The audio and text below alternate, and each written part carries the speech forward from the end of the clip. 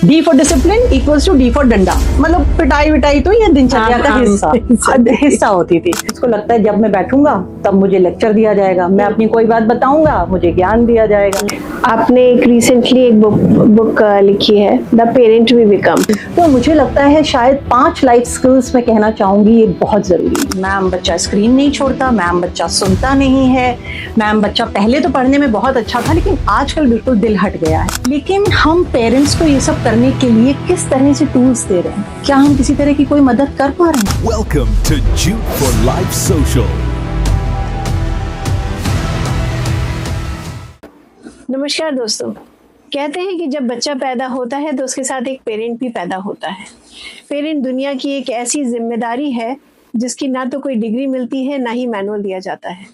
आज हमारे साथ एक ऐसी शख्सियत जिन्होंने 30 वर्ष बच्चों को एजुकेट किया, लेकिन आज उनका मिशन है पेरेंट्स को एजुकेट करना।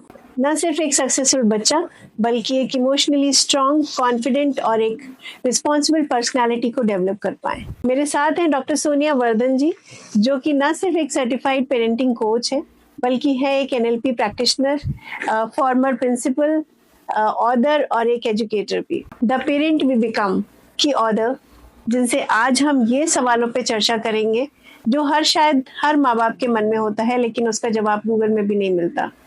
हम आजकल बच्चों को प्रोटेक्ट कर रहे हैं या ओवर प्रोटेक्ट, हम उनको क्या दे रहे हैं, प्रेशर या प्यार, ये हमारी समझ से परे है। तो इसी विषय पे चर्चा करने के लिए आपका बहुत बहुत स्वागत है Sonia ji, jute for life social के पॉडकास्ट पे। Thank you so much for inviting me. जी, आपकी पेरेंटिंग कोच के बारे में, कोचिंग के बारे में बात करूं उससे पहले जानना चाहूंगी, जूट फॉर लाइफ सोशल का इनिशिएटिव आप देखती हैं, हर घर जूट का मिशन हमारा देख रही हैं, तो कैसा लगता है आपको? अंजलि जी, सबसे पहले मैं आपको बहुत बहुत बधाई देना चाहूंगी इस चीज के लिए, जिस खूबसूरती से आप ये मिशन चला रही हैं। मैं कहूंगी एक तरह से आप एनवायरनमेंट को बचा भी रही हैं, उसके साथ साथ आप हमारी संस्कृति से हमको वापस जोड़ रही हैं। और सिर्फ इतना ही नहीं, मैंने जो आपके रील्स या आपके और भी जो चीजें देखी, जो वीडियोस देखे हैं, उसमें मैंने देखा कि आप महिलाओं का सशक्तिकरण कर रही हैं, जो कि एक बहुत ही पुण्य का काम है मैं कहूँगी। तो मैं आपको काफी अच्छे से फॉलो करती हूँ, देखती हूँ और अप्रिशिएट भी करती हूँ। जी, thank you so much Sonia ji. तो आपकी बात पर चलते हैं। तो आपने 30 साल बच्चों को एजुकेट किया, तो ऐसा कौन सा मोमेंट था जब आपको लगा कि नहीं, मुझे पेरेंट्स को कोचिंग देने की ज्यादा जरूरत है बजाय बच्चों के? ऐसा रहा कि मैंने, जैसा कि आपने कहा कि मैं 30 साल से इसी फील्ड में हूँ, तो मैंने अपना करियर 1994 में एज अ टीचर स्टार्ट किया था और फिर धीरे धीरे कोऑर्डिनेटर और प्रिंसिपल वाली पोस्ट पे आई। इस पूरे दौरान मैं बहुत सारे बच्चों से, पेरेंट्स से और टीचर्स के साथ जुड़ी रही। तो 2 चीजें ऐसी थी जिसने मुझे मजबूर किया कि अब मैं प्रिंसिपलशिप छोड़कर पेरेंट्स पर थोड़ा सा ध्यान दूं। पहला ये कि मैंने महसूस किया कि हमारा सारा फोकस बच्चों के एकेडमिक्स पर होता है, कितने नंबर आए, कितने मार्क्स आए, किस सब्जेक्ट में क्या पढ़ाई की उसने, लेकिन कोई उसकी इमोशनल इंटेलिजेंस या मेंटल हेल्थ के बारे में ज्यादा बात नहीं करता। हम चाहते हैं हम अपने बच्चों को कॉन्फिडेंट बनाएं, रिस्पॉन्सिबल बनाएं, आगे आने वाले फ्यूचर के लिए तैयार करें, लेकिन हम पेरेंट्स को ये सब करने के लिए किस तरह से टूल्स दे रहे हैं, क्या हम किसी तरह की कोई मदद कर पा रहे हैं? नहीं। वहीं से बस कहिए कि इस शेपिंग विजनरीज की सोच आई और मैंने ये डिसाइड किया कि अब मुझे पेरेंट्स को सशक्त करना है। जब भी मैं मीटिंग्स में बैठती थी एज अ प्रिंसिपल, पेरेंट्स मेरे पास आते थे, उनकी एक ही परेशानी, मैम बच्चा स्क्रीन नहीं छोड़ता, मैम बच्चा सुनता नहीं है, मैम बच्चा पहले तो पढ़ने में बहुत अच्छा था लेकिन आजकल बिल्कुल दिल हट गया है। एज अ प्रिंसिपल मैं उस तरह से मदद नहीं कर पाती थी क्योंकि मेरे पास समय का अभाव था। लेकिन फिर मैंने रियलाइज किया शायद यही मैं करना चाहती हूँ। मैं बच्चों को अगर हमें तैयार करना है आगे आने वाले भविष्य के लिए, तो सबसे पहले हमें पेरेंट्स पर काम करना बहुत जरूरी है, क्योंकि हम जब सिर्फ बच्चे पर काम करते हैं तो चेंज सीमित है, लेकिन जब हम पूरे इकोसिस्टम पर काम करते हैं, यानी पेरेंट्स को देते हैं पेरेंटिंग के टूल्स, बच्चों को देते हैं लाइफ स्किल्स और टीचर्स को ये बताते हैं कि वो बच्चों को किस तरह और बेहतर तरह से समझ सकें, तो एक ट्रांसफॉर्मेशन आता है। तो बस वहीं से मैंने सोचा कि मुझे शायद पेरेंट्स को ही फोकस करना है अब। तो 30 साल की जर्नी में क्या फर्क आपको दिखता है पहले के पेरेंट्स और आज के पेरेंट्स में? एक जो सबसे बड़ा फर्क मैं देख रही हूँ वो ये कि पहले की पेरेंटिंग अथॉरिटी बेस्ड थी, लेकिन आज के पेरेंट्स जो है वो रिलेशनशिप बेस्ड पेरेंटिंग की तरफ मूव कर रहे हैं। कहने का मतलब ये कि जब अगर आप याद करिए हम लोग छोटे थे तो स्ट्रिक्ट डिसिप्लिन होता था। D for discipline equals to D for डंडा, मतलब पिटाई विटाई तो ये दिनचर्या का हिस्सा होती थी। उसके अलावा बोलने की ज्यादा हमें इजाजत नहीं होती थी। पेरेंट्स बोलते थे, हम सुनते थे। बच्चों की फीलिंग्स के ऊपर ज्यादा काम नहीं किया जाता था, और आप कह सकती हैं कि एक तरफ से ही कम्युनिकेशन चलता था। बस पेरेंट बोलता था, जो कहा वो सुनना है। लेकिन आज का पेरेंट समझता है कि बच्चों की और ज़रूरतों के हिसाब से इमोशनल नीड भी उतनी ही इम्पोर्टेंट है। तो आज का पेरेंट जब आता है तो वो सवाल पूछता है, मैम मेरा बच्चा ऐसे क्यों बिहेव कर रहा है, मैम क्या करूं मैं कि मैं अपने बच्चे को डिसिप्लिन कर पाऊं लेकिन बिना मारे और बिना डांटे, कैसे बाउंड्रीज सेट करूं, या क्यों मेरा बच्चा आज मुझसे बात नहीं करता। तो ये सारे सवाल जो है मैं कहूंगी एक बहुत फर्क आया है और बहुत ही पॉजिटिव फर्क आया है। आजकल मैम देख रहे हैं कि पेरेंट्स अपने बच्चों को बहुत ज़्यादा सब कुछ देना चाहते हैं, ओवर प्रोटेक्टिव हैं, प्यार तो बेशुमार है, जो बच्चे ने कहा वो इच्छा पूरी हो जाती है, बट स्टिल कहीं ना कहीं इमोशनल डिस्टेंसेस जो है काफ़ी बढ़ते जा रहे हैं। बच्चों में वो लगाव नहीं रहा माँ बाप के प्रति रिलेशनशिप्स में, तो क्या वजह है इसकी? देखिए, मेरा ये मानना है कि सब कुछ दे देना और इमोशनल कनेक्ट दोनों बिल्कुल ही अलग चीज़ें हैं। आप जब बच्चे को हर सुविधा प्रदान कर रहे हैं तो आप उसको आने वाले समय के लिए कैसे तैयार कर रहे हैं, आप बच्चे को भविष्य के लिए कैसे तैयार कर रहे हैं। हमारा सारा फोकस बच्चों को सक्सेसफुल बनाने में है, लेकिन वो बच्चा फेल्योर कैसे फेस करेगा उसके लिए पेरेंट्स तैयार नहीं कर पा रहे हैं। जहां तक बात आपने कही इमोशनल लगाव की, देखिए होता क्या है, बच्चे को हर वक्त पेरेंट साथ नहीं चाहिए, लेकिन थोड़ा समय पेरेंट का तो बच्चे को चाहिए, और वो समय जो है वो उसे अनडिवाइडेड अटेंशन चाहिए। आप दिन का 15 से 20 मिनट दें, इतना समय तो हर पेरेंट निकाल सकता है। बस 15 से 20 मिनट जब आप बच्चे के साथ बैठ रहे हैं तो आप सिर्फ बच्चे के होने चाहिए।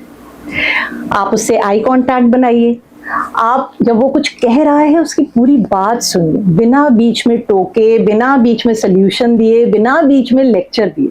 होता क्या है कि जब बच्चा धीरे धीरे यही टोका टाकी सुनने लगता है तो वो धीरे धीरे अपनी शेल में चला जाता है। फिर वो ना आपके साथ बैठना चाहता है, उसको लगता है जब मैं बैठूंगा तब मुझे लेक्चर दिया जाएगा, मैं अपनी कोई बात बताऊंगा मुझे ज्ञान दिया जाएगा। तो जाहिर है बच्चे धीरे धीरे फिर दूर होने लगते हैं, और जब आप दूर हो रहे हैं तो जाहिर है वो प्यार, वो इमोशनल कनेक्ट वो तो वीक होगा ही।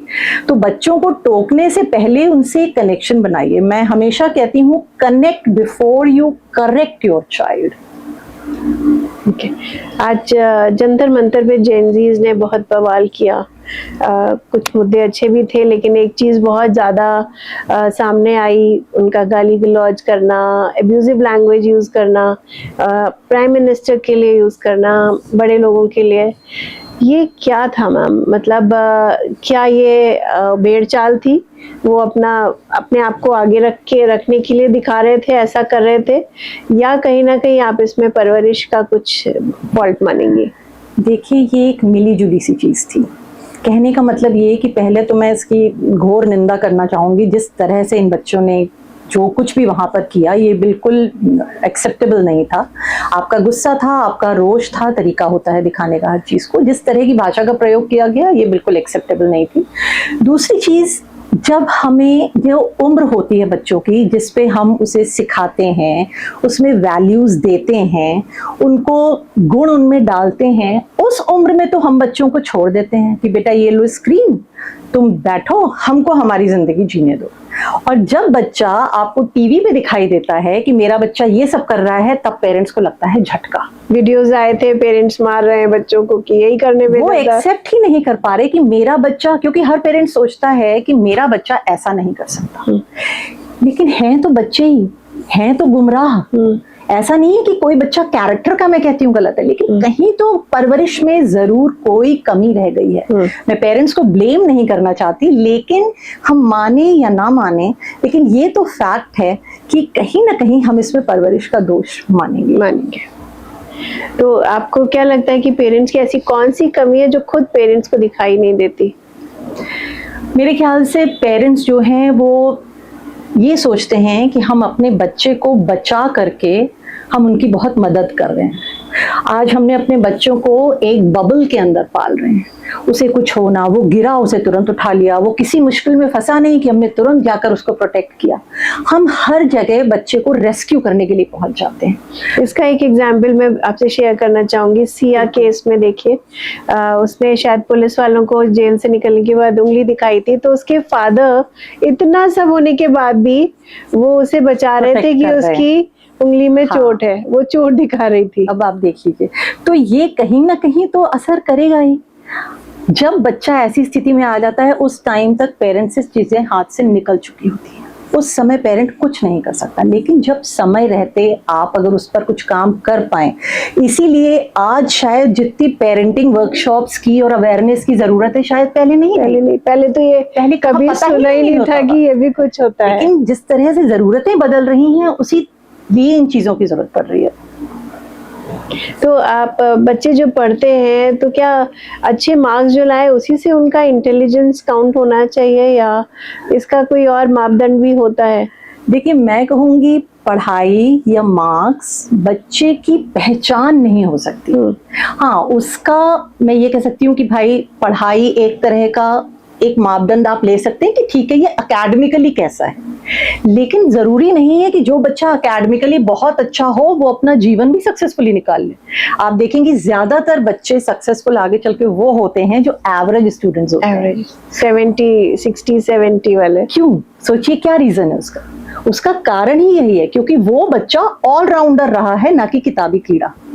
तो जिंदगी में और भी बहुत सी चीजें हैं, बहुत सी वैल्यूज डालने की जरूरत है, और मैं कहूंगी बच्चों में एकेडमिक्स से ज्यादा लाइफ स्किल्स की जरूरत है। अगर हमें बच्चे को आने वाले फ्यूचर के लिए तैयार करना है, जो फ्यूचर हमें पता ही नहीं क्या होगा, जितनी तेजी से दुनिया बदल रही है, तो मुझे लगता है शायद 5 लाइफ स्किल्स मैं कहना चाहूंगी ये बहुत जरूरी है। पहली, इमोशनल इंटेलिजेंस।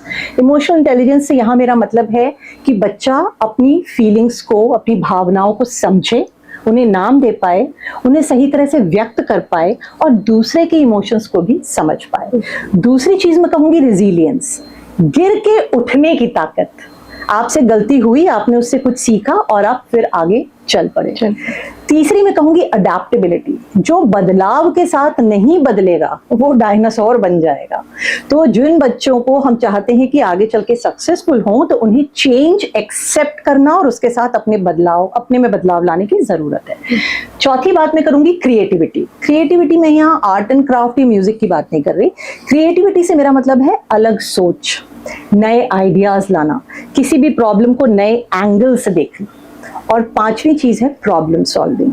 बच्चों को रेस्क्यू मत करिए हर जगह, हम सारी उम्र उनके साथ नहीं रहने वाले हैं। बच्चों को इस काबिल बनाइए कि वो अपनी प्रॉब्लम्स को खुद सॉल्व कर सकें। मैम, आजकल हम लोग बच्चों को इंडिपेंडेंट तो बनाना चाहते हैं, सबसे कहते भी हैं हमने बच्चों को छोड़ रखा है, लेकिन उनके हर डिसीजन में हम इंटरफेयर भी करते हैं। तो इतना कॉन्ट्रडिक्शन को हम लोग कैसे सही करेंगे? देखिए, सबसे पहले मैं कहूँगी बच्चों पर भरोसा करना जरूरी है। विश्वास तो करिए कि वो कर लेगा। उसको एज अप्रोप्रिएट, उसकी उम्र के हिसाब से आप रिस्क लेने दीजिए। हर जगह वही बात है ना कि हर जगह रेस्क्यू करने की बहुत जरूरत नहीं है। अगर हम नहीं छोड़ेंगे, विश्वास नहीं करेंगे उन पर, तो वो कैसे सीखेंगे? तो इसको खत्म करने के लिए उन पर भरोसा करना ही सबसे इम्पोर्टेंट है। आजकल टीनेज, क्योंकि पेरेंटिंग मेरे ख्याल से टीनेज के लिए, पेरेंट्स के लिए ही ज्यादा होती है, सबसे ट्रिकी है। तो बहुत सा देखा गया है कि पेरेंट्स जो हैं अपने बच्चों के फोन सीक्रेटली चेक करते हैं। तो क्या ये सही होता है मैम, या उनकी कहीं ना कहीं प्राइवेसी का वायलेशन हम कर रहे हैं? देखिए, जब भी मुझसे पेरेंट्स से सवाल पूछते हैं कि मैम क्या हमें अपने बच्चों का फोन चेक करना चाहिए या नहीं, तो दो बातें हैं। अगर बच्चा आपका छोटा है, जब तक उसे समझ नहीं है सोशल मीडिया की, आइडिया नहीं है वो क्या देख रहा है, तो उस वक्त तो फोन की मॉनिटरिंग या क्या देख रहा है बहुत जरूरी है। लेकिन जब बच्चा बड़ा हो गया, एक टीनेजर हो गया है, वो समझता है, वो जानता है, लेकिन फिर भी आपको उसकी प्राइवेसी मेंटेन करते हुए सबसे पहले उस कनेक्शन को देखिए। मतलब मेरा एक छोटा सा सवाल है, आप किसी बच्चे के हाथ में चाकू देते हैं जब तक आप श्योर ना हो जाए कि ये इस्तेमाल करना जान गया है? नहीं। मोबाइल भी बस ऐसा ही है। तो जब हम समझते हैं कि अब मेरा बच्चा यूज कर सकता है, लेकिन फिर भी अगर आपको लगता है कभी जेन्युइन कारणों से कि नहीं मुझे ये मोबाइल चेक करने की जरूरत है, मुझे लगता है मेरा बच्चा कहीं भटक रहा है, तो आप उसे जरूर चेक करिए, लेकिन सीक्रेटली नहीं। आप बच्चे से कह सकते हैं कि बेटा मोबाइल तुम्हारी प्राइवेसी है, हम उसकी रिस्पेक्ट करते हैं, लेकिन तुम्हारी सेफ्टी हमारी रिस्पॉन्सिबिलिटी है, इसलिए जब जरूरत पड़ी हम फोन चेक कर सकते हैं। इससे क्या होता है कि ये जो फोन चेकिंग है, ये ऐसा नहीं लगता बच्चे को कि आप उसका सीक्रेटली फोन चेक कर रहे हैं। उसे पता है कि ये मेरी सेफ्टी के लिए किया जा रहा है, तो आपके रिलेशनशिप्स में कहीं कोई दरार नहीं आती। अगर टीनेज में अक्सर देखा गया बच्चे चुप हो जाते हैं, बात करना कम कर देते हैं, तो क्या ये नॉर्मल बिहेवियर है या इसमें कोई राज है? देखिए ऐसा है, सिर्फ चुप रहना ही नहीं, इस टीनेज में बहुत सारे बदलाव देखने में मिलते हैं। बच्चा चिड़चिड़ा हो जाता है, कुछ बच्चे जो है अपने को विड्रॉ कर लेते हैं, कुछ बच्चों में गुस्सा बहुत दिखाई देता है, कुछ बच्चे ऐसे होते हैं जो झूठ बोलना शुरू कर देते हैं, सीक्रेट रखना चीजों को शुरू कर देते हैं। तो ये इस उम्र की चीजें हैं, क्योंकि इस उम्र में इतना अंदर हार्मोनल चेंज हो रहा होता है कि बच्चा उसे हैंडल नहीं कर पा रहा होता। दूसरी चीज, इस उम्र में बच्चा अपनी पहचान बनाने की कोशिश कर रहा होता है, इसलिए भी वो ऐसी चीजें करता है। और तीसरा, इस उम्र तक आते आते वो आपको अपने से बराबर समझने लगता है, कॉम्पिटिटर वो अपने आप को समझने लगता है। तो इसमें समझना ये जरूरी है कि बच्चा आपको चुप रह के परेशान नहीं कर रहा, वो खुद अंदर से परेशान है। उसके अंदर इतने इमोशनल चेंजेस हो रहे हैं, इतने हार्मोनल चेंजेस हो रहे हैं कि वो अंदर से आवाज उसकी अगर हम सुन पाए तो हम यही सुनेंगे कि माँ मैं बहुत परेशान हूँ, मेरे अंदर बहुत कुछ चल रहा है, लेकिन मुझे नहीं पता मैं कैसे बताऊं। तो हमें बच्चों की इस फीलिंग को समझते हुए, उसके उस बिहेवियर को मुश्किल ना समझकर उसको एक मैसेज समझें। ये ना सोचें कि मैं ये बिहेवियर कैसे रोकूं। हमें ये समझने की जरूरत है कि इस बिहेवियर से मेरा बच्चा मुझसे क्या कहना चाह रहा है। ये एक भाषा है उनकी, क्योंकि इस उम्र में बच्चों का जो प्री फ्रंटल लोब होता है ब्रेन का, वो डेवलप नहीं होता, और ये हिस्सा ब्रेन का इम्पल्स कंट्रोल के लिए रिस्पॉन्सिबल होता है। मतलब बच्चों में इमोशंस तो आ गए, लेकिन इमोशन को मैं कंट्रोल कैसे करूं वो अभी बच्चा नहीं सीख पाया है। टीनेज जानने वाली का ही किस्सा है। तो उनकी बेटी टीनेज है और 14-15 साल की हो रही है, लेकिन वो अपने फादर से एकदम डिटैच हो रही है। मतलब उनका पास जाना, उनका टच करना तो उसको पसंद नहीं आता। उन्होंने मुझसे कंसल्ट किया था, तो मेरे पास कोई जवाब नहीं था इसका। तो ये क्या एक कैसा बिहेवियर है? नहीं, ये नॉर्मल तो नहीं कहूंगी मैं, लेकिन किसी भी चीज पर टिप्पणी करने से पहले मुझे उसकी पूरी हिस्ट्री जाननी जरूरी है कि भाई क्या रहा, कुछ ना कुछ जरूर पास्ट में रहा है जिसकी वजह से बच्चा इस तरह से बिहेव कर रहा है, क्योंकि ये बिहेवियर नॉर्मल नहीं है। ये नहीं है नॉर्मल, तो उन्हें कंसल्ट करना चाहिए कहीं पर। जरूर। जी। टीनेज की बात हो रही है, तो टीनेज रिलेशनशिप और क्रश आजकल 6-7 बच्चों में बड़ा कॉमन हो गया है। तो अगर पेरेंट्स को पता चले तो डांटना एक जरिया है या कोई और तरीका अपनाया जाए? देखिए, सबसे पहले तो मैं कहूंगी कि बहुत बड़ा रिएक्शन देने की जरूरत नहीं। फिर वही बात है घूम फिर के कि अगर आपसे बच्चे ने कभी आपको बता दिया कि मुझे ऐसी फीलिंग हो रही है, या आपको पता चल गया और आपने उसे डांटा, तो पहली चीज तो ये कि वो और अलर्ट हो जाएगा। आपने उसे सिखा दिया कि मुझे पता नहीं चलना चाहिए, मुझे इस तरह से पता चला है, तो ये तरीका भी आपके लिए बंद हो गया। दूसरा, ये एक नॉर्मल चीज है। अगर बच्चा अगर बच्चे में ये सब चीजें नहीं हो रही हैं तो परेशानी की बात है, मैं कहूंगी। और अगर ये सब चीजें हो रही हैं तो ये बच्चे बड़े हो रहे हैं, उनमें एडोलेसेंस है, फिजिकल चेंजेस आते हैं, अंदर की फीलिंग्स अलग होती हैं, हार्मोनल चेंजेस होते हैं। तो इस तरह के क्रशेस जो हैं इनको इतना सीरियसली लेने की जरूरत नहीं है, लेकिन बच्चों को सही एजुकेशन देना इस चीज पर जरूरी है। आपने एक रिसेंटली एक बुक लिखी है, द पेरेंट वी बिकम। क्या थी उसके पीछे की सोच और क्या मैसेज देना चाह रही हैं आप पेरेंट्स को? द पेरेंट वी बिकम जो है वो मेरे बहुत ही पर्सनल और प्रोफेशनल जर्नी से निकली है। मैं कहूँगी मेरे सालों के एक्सपीरियंस और ऑब्जर्वेशन का परिणाम है वो। जब भी हम पेरेंटिंग की बात करते हैं तो सबसे पहला फोकस हमारा बच्चों पर आता है। बच्चे को क्या सिखाना है, बच्चे के मार्क्स कैसे इम्प्रूव करने हैं, बच्चे को रिस्पॉन्सिबल कैसे बनाना है, कॉन्फिडेंट कैसे बनाना है। लेकिन यहाँ मैंने एक अलग सवाल पूछा है। मैंने ये पूछा है कि इस पूरी जर्नी में, इस पूरी पेरेंटिंग जर्नी में हम पेरेंट के रूप में क्या सीख रहे हैं। यहाँ मैंने सिर्फ पेरेंटिंग के बारे में नहीं बल्कि सेल्फ रिफ्लेक्शन पे भी बात की है।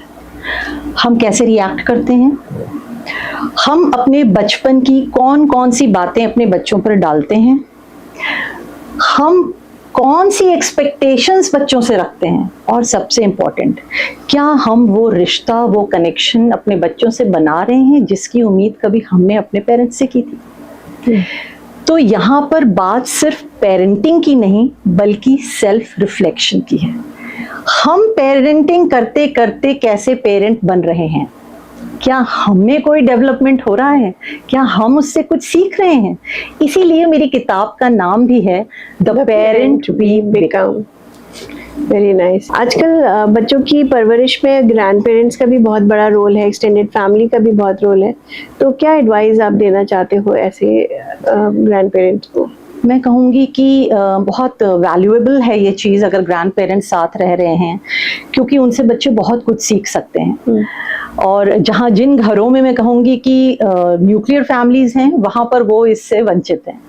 लेकिन कई बार प्रॉब्लम तब आती है जब ग्रैंड पेरेंट्स पेरेंट्स का रोल अदा करने लगते हैं। कई बार वहाँ कॉन्फ्लिक्ट्स होते हैं, क्योंकि होता क्या है कि ग्रैंड पेरेंट्स में लाड़ प्यार ज्यादा होता है। ठीक है, तो पेरेंट मान लीजिए कोई बाउंड्री सेट करना चाहता है और ग्रैंड पेरेंट उसको इग्नोर करता है। मान लीजिए बच्चा मोबाइल खेल रहा है, माँ ने कहा कि बेटा टाइम हो गया, मोबाइल बंद करो। अब दादी ने कहा अरे कोई बात नहीं, 5 मिनट उसे और खेल लेने दो। लेकिन अब इसमें हो क्या रहा है, जब हर जगह से बच्चे को अलग अलग इंस्ट्रक्शंस मिलते हैं तो बच्चा कंफ्यूज होता है, पहली चीज। दूसरी चीज, बच्चा फायदा उठाना सीखता है। जो मेरी बात मान रहा है मैं तो उसी के पास जाऊंगा अपनी रिक्वेस्ट लेके।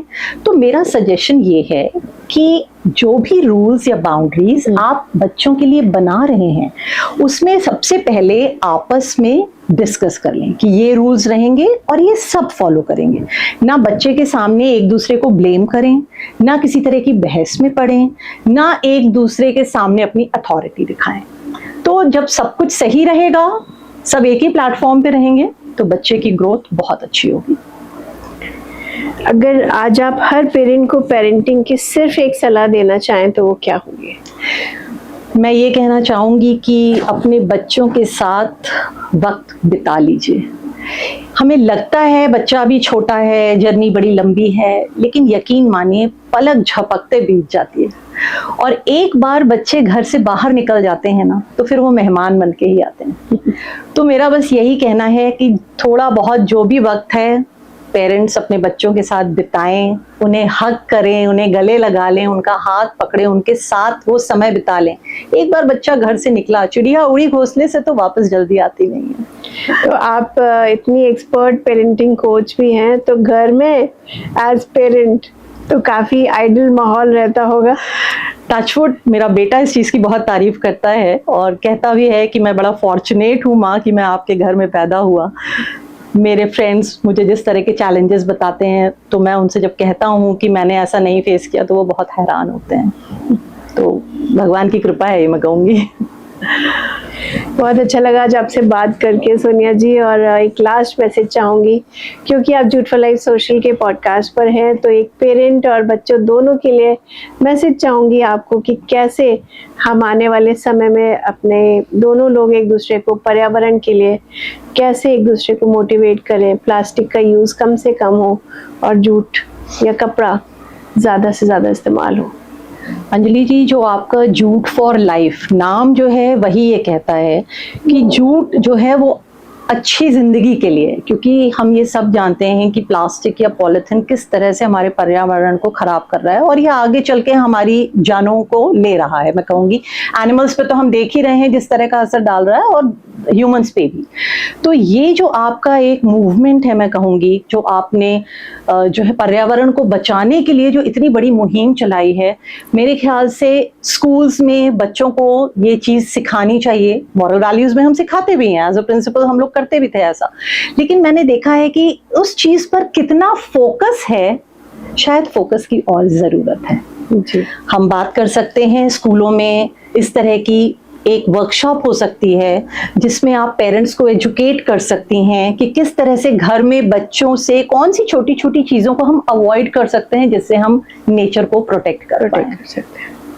तो थैंक यू मैम, बहुत अच्छा लगा जब से बात करके। इनफैक्ट हमारे ऑडियंस को भी काफ़ी इंसाइटफुल बातों से रूबरू हुए होंगे वो, कि कैसे क्या हम अपने अंदर चेंजेस लाके अपने बच्चों को ना कि सक्सेसफुल बल्कि एक इमोशनली इंटेलिजेंट, स्ट्रॉन्ग और एक ओवरऑल जीनियस बना सकते हैं, सिर्फ अपनी कुछ आदतों को चेंज करके। Thank you so much. Thank you for having me.